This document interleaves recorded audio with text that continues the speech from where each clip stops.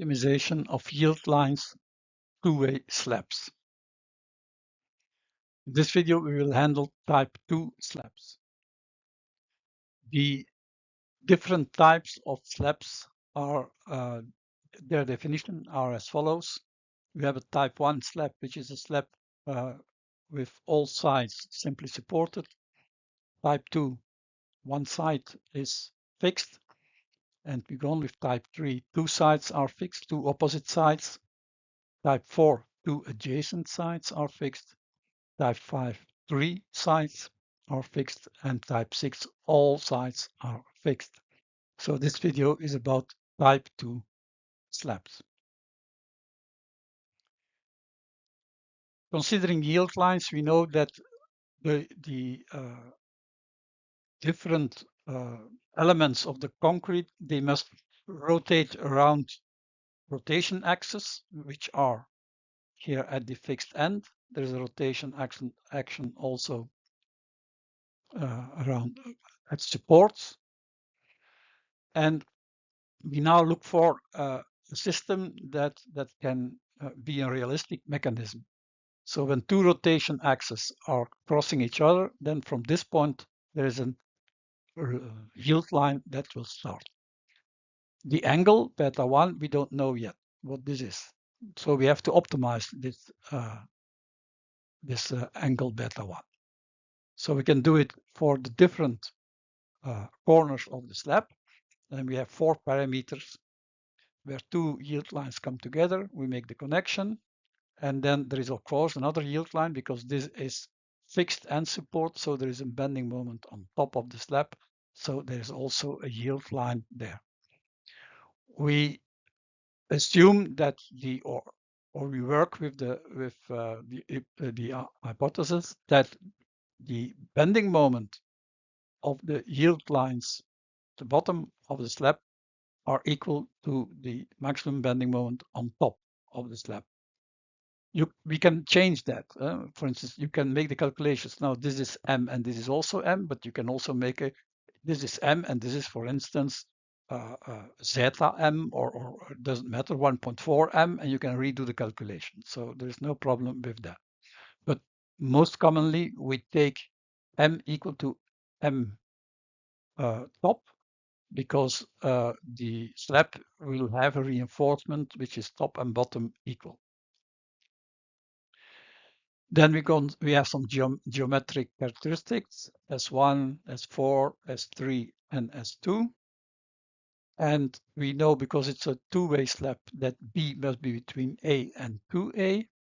And some geometric restrictions, S1 plus S3 must be, of course, smaller than B because this line should be positive. And S2 plus S4 is, of course, equal to A.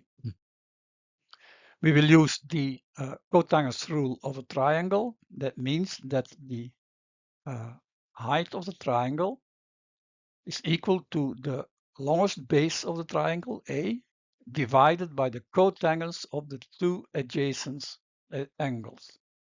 But knowing that the cotangents of, for instance, 90 degrees minus beta 1 is equal to the tangents of beta, then this formula gets simple. So it's A divided by tangents beta 1 plus tangents beta 4. For S2, you can see S2 is here. It's obvious. It is S1 times tangents beta 4. And S3, we do it on the same system, and S4 also the same system. So now we have a relationship between dimensions of the slab and the angles of the yield lines. There are some restrictions due to the fact that the yield lines must be realistic. So it means that this yield line must be horizontal.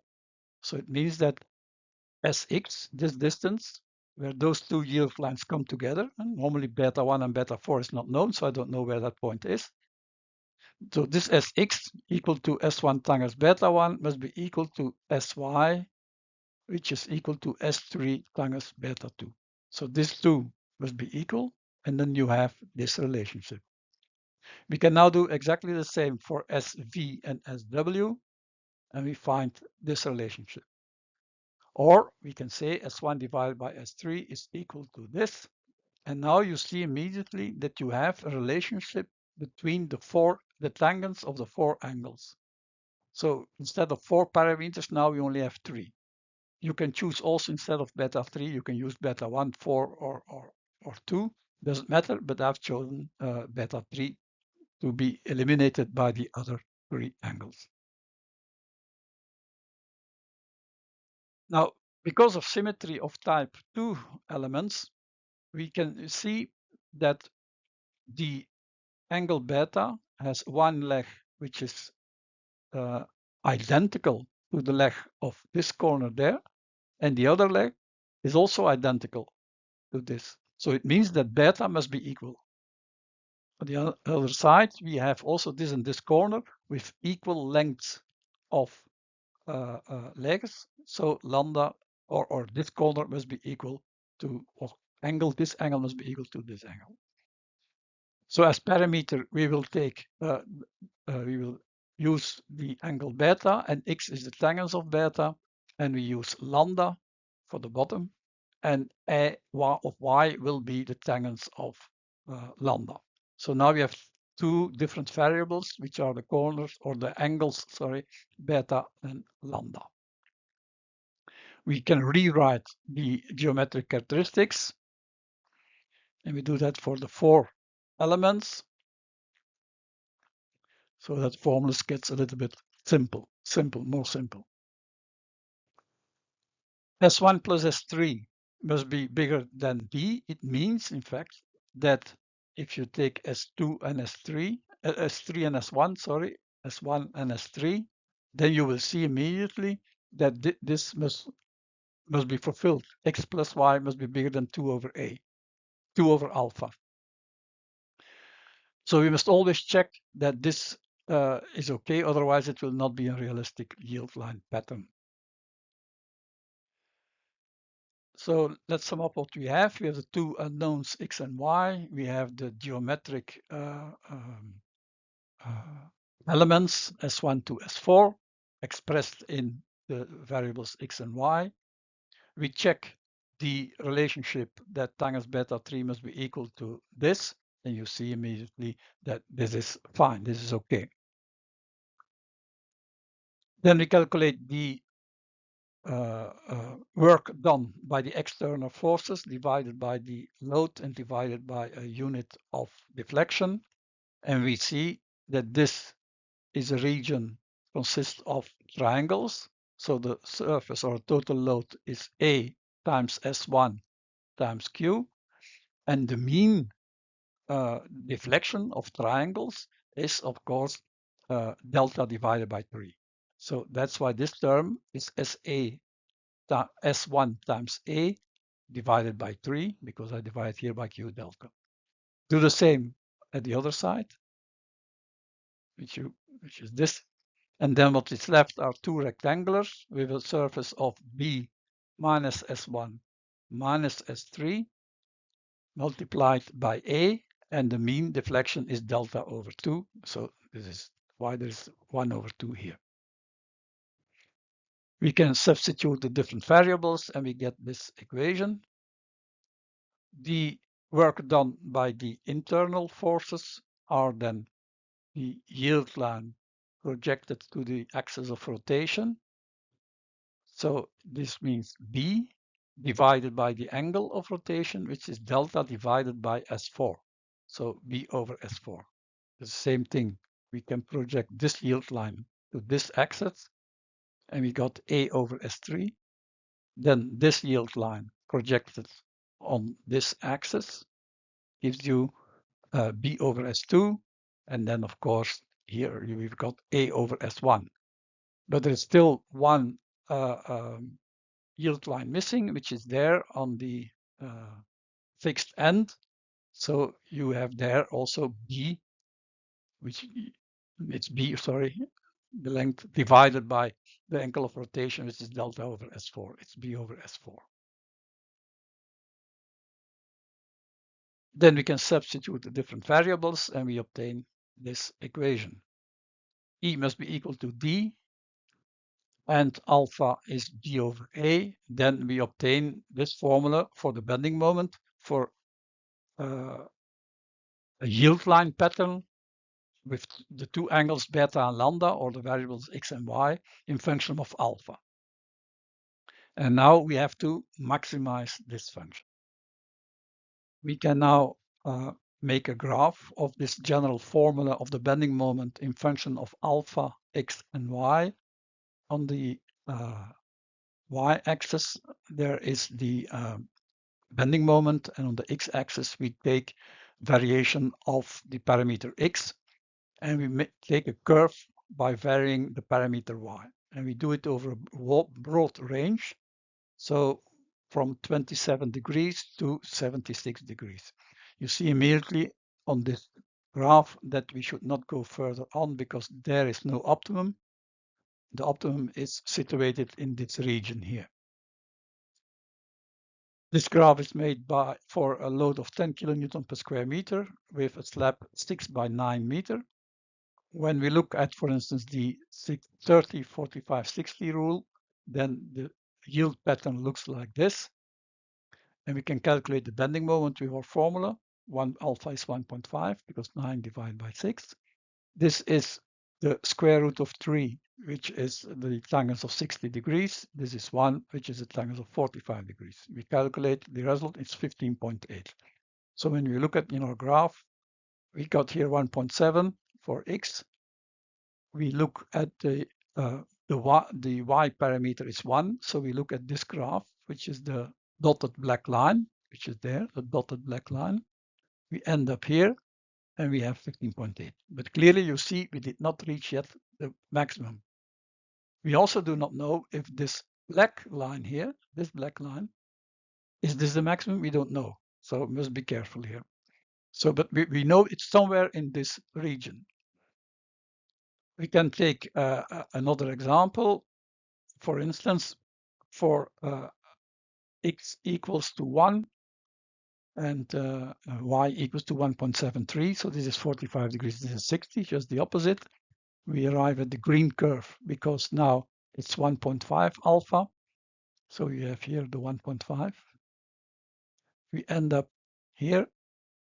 This is 1.75. So in fact, I set here the tangents of 60 degrees. It's 1.73. So in fact, it should be a line a little bit lower than the green one, a little bit lower. So we have 14.1 kilonewton meter per meter. Now let's look a little bit closer. We zoom in on this bump, and the goal is to maximize our function x, function of alpha, x, and y, and we have to maximize it in x and y. Doing so, by taking the derivative and putting it equal to 0, we obtain an equation of the third grade. So this is very difficult to, not difficult, but it's cumbersome. It's not very useful to have a very large formula explaining what x max and I max is. So now we will use a little bit of different approach. We will make a visual approximation. By visual approximation, I mean we look at the graph and we adapt the ranges of the graph until we find an optimum, a maximum value. And we will do that for different values. You will see how we will do that. So we know already here for this range of parameters from our previous graph too, that the maximum is somewhere in here in this range. It must be, and cannot be outside this range. So x must be between 0.5 and 1.5.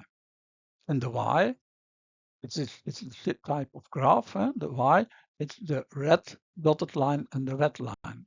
So those two, between 0.6 and 0.85, it will be the it will be the range that you are looking for.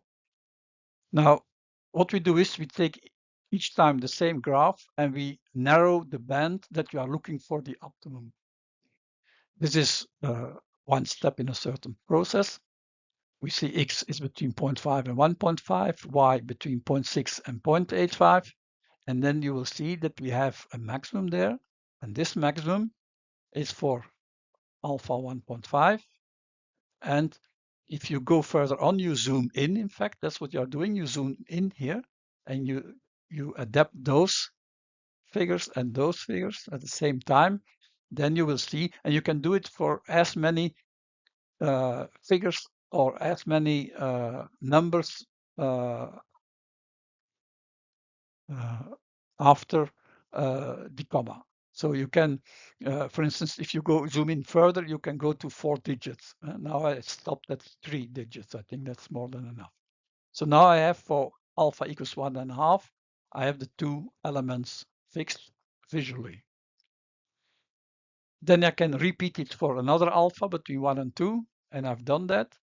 And now all those different values, I will now make an interpolation between those values. And we obtain a good approximation is an approximation in an alpha squared. So this is approximately the optimum value of x, and the same for y. The angle is then the arctangents of x optimum, and lambda is also the arctangents of y optimum. And then we can make it in a graph. On the y-axis, the angles, on the x-axis, alpha going from 1 to 2. And you see that the beta value goes from 52.3 degrees, and lambda value goes from 42.5 degrees, and beta goes up till 46, and lambda up to 36. Now, in the 30, 45, 60 rule, remember, beta max was 60 degrees. So it's always lower than the 60 degrees. And lambda max was 45. And also here, lambda max stays below the 45 degrees. Now let's look at the 30, 45, 60 rule. That means that we look for the maximum bending moment with alpha stays alpha, x is the tangents of 60 degrees, and y the tangents of 45 degrees. We can calculate now alpha, or the bending moment with the 30, 45, 60 rule, which is given by this formula. The maximum bending moment is now in the formula of our bending moment alpha, x and y, but x and y we substitute by the equation of x optimum and y optimum. I just keep it in this form, otherwise it will be too messy to put it on one slide. And then I take the 30, 45, 60 bending moment and divide it by the optimized bending moment, and this for alpha to be 1 and 2, and you will see that the relationship is as this.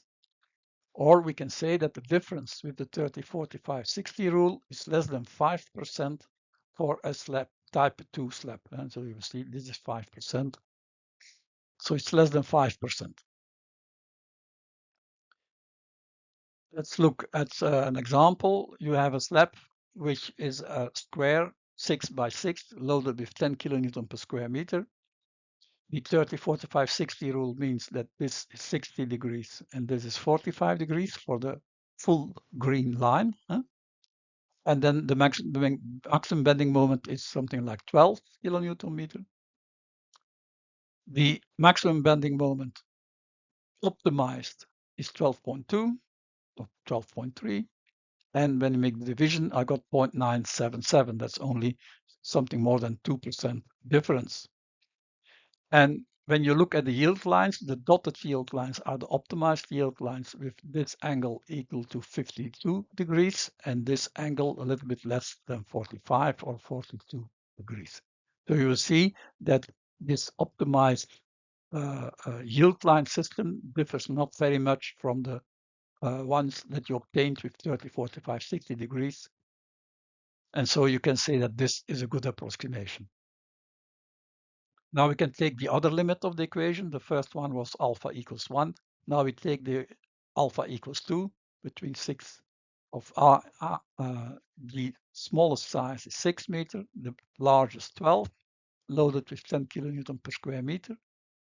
We calculate again the bending moment obtained by 30, 45, 60 degree, which is the full green line.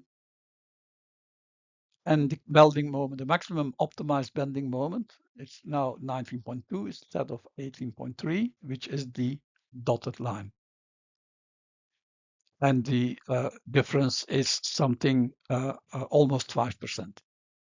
And the two angles are now 46, which is much smaller than the 60 degrees. And the Lambda 1 is 36, which is also smaller than the 45 degrees. So you see how this yield pattern is shifting when you optimize it. An easy method to work is take the bending moment, and this is equal to Q8 squared divided by a constant factor K. This K, of course, if you compare it with the bending moment formula alpha, x, and y, then you can reverse the formula and you find K in function of alpha, x, and y, which is given by this formula. You see again that this is only dependent on geometric characteristics, which makes it nice to use. To have a realistic yield line system, we must obey the rule. As you remember, S1 plus S3 must be smaller than B, than the longest side of the slab. So X plus Y must be bigger than 2 over alpha. We can make a graph. X-axis the K factor, Y-axis we take X, which is the tangents of one of the angles, and we make different curves for Y. You see, for instance, the black curve here, there, it goes like that, and then it breaks off. The same with the red curve. This breaking off is this condition. So you see that this condition is not bothering us very much, except for very small angles of X, and if you look, and very small angles of Y, then we must be careful. So this graph is 0.5 is then it means that the angle is between 27 and 76 degrees. Now we can calculate the maximum value of K, which is the formula of the previous slides, but we'll fill in X optimum, Y optimum. And for instance, the K factor of a square slab is then equal to this, and you get 29.3. And this factor, the bending moment is then Q8 squared over 29.3. It corresponds well with literature. So this is now the graph Kmax in function of alpha. Again, Kmax is just a depends on geometric characteristics. In fact, it only depends on the length of the slab divided by the width. And then alpha from 1 to 2. The different optimum angles are 52.2 degrees and 42.5 degrees. So when we compare it, this is now the rectangular because we are working with alpha equals 1. The full line is the 30, 45, 60 rule, and then the optimized is the dotted line with this as a value, 52 instead of 60, 42 instead of 45. So it's not much difference. We take an example where a rectangular slab, one side is fixed, loaded by 20 kilonewtons per square meter. One side is 5 meters, the other 7.5. So alpha is 7.5 divided by 5 is 1.5. We take our graph K max. We look at 1.5 alpha. That's the only thing I need. I looked at the curve and I find K max is 22. Of course, you can fill it in the formula and then you have 21.8, but this is a very quick manner of calculating the maximum bending moment. And then the bending moment is, of course, the load times A squared divided by 22 is 22.7 kilonewton meter per meter. And when we are interested in the yield lines, because when you are making reservations in slabs, then you should avoid cutting the yield lines. So then this is the angle for the yield lines, which is this top angle and this bottom angle.